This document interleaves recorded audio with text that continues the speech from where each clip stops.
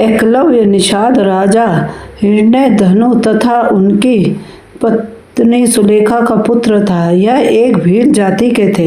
एकलव्य के पिता ने एकलव्य का नाम अभय धूम रखा था, परंतु लोग उसे अभय के नाम से पुकारते थे। अभय ने अपनी शिक्षा अपनी कुलीय गुरुकुल में ही प्राप्त की थी और वहाँ बालपन से ही अस्त्र शस्त्र विद्या में बालक की लगन और एक निष्ठा को देखते हुए गुरुकुल के गुरु ने उसका नाम एकलव्य रख दिया।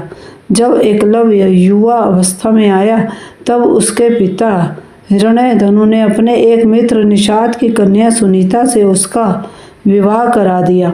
एकलव्य धनुर्विद्या की उच्च शिक्षा प्राप्त करना चाहता था।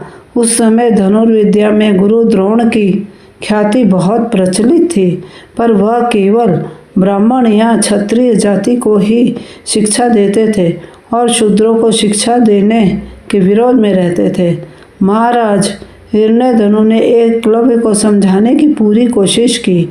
गुरु द्रोण तुम्हें शिक्षा नहीं देंगे, तुम व्यर्थ प्रयास कर रहे हो।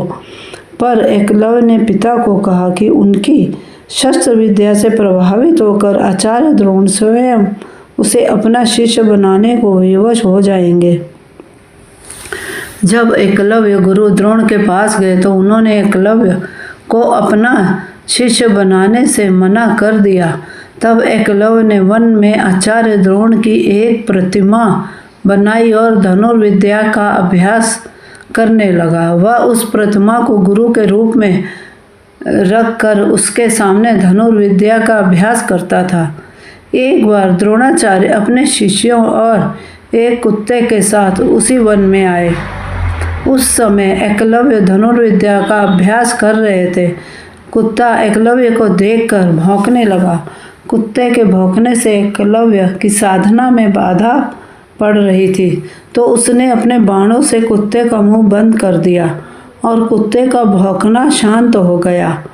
एकलव्य ने इस तरह उस कुत्ते का मुंह बंद किया, बाण चलाकर कि कुत्ते को किसी प्रकार की चोट नहीं लगी। कुत्ता द्रोण के पास भागा। द्रोण और शिष्य ऐसी श्रेष्ठ धनुर्विद्या देखकर अचरज में पड़ गए और उस कुत्ते का ये हाल करने वाले महान धनुर्धर को तलाशने लगे। कुछ दूरी में उन्हें एकलव्य दिखाई दिया। जिस धनुर्विद्या को वो केवल क्षत्रिय और ब्राह्मणों को ही सिखाना चाहते थे, उसे शूद्रों के हाथों में जाता देख वे बहुत क्रोधित हुए और चिंता में पड़ गए कि एक शूद्र इतना अच्छा धनुर्धारी कैसे हो सकता है।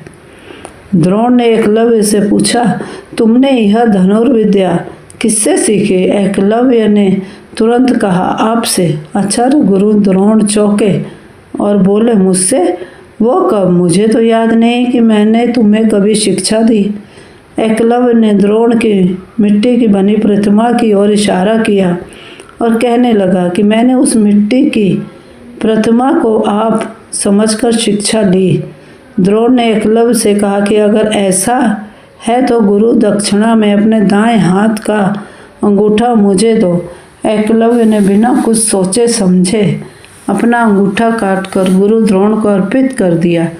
एकलव्य ने अपना अंगूठा दक्षिणा में देने के बाद वह अपने पिता हिरण्यधनु के पास चला आता है और वहां जाकर बिना अंगूठे ही अभ्यास में लग जाता है।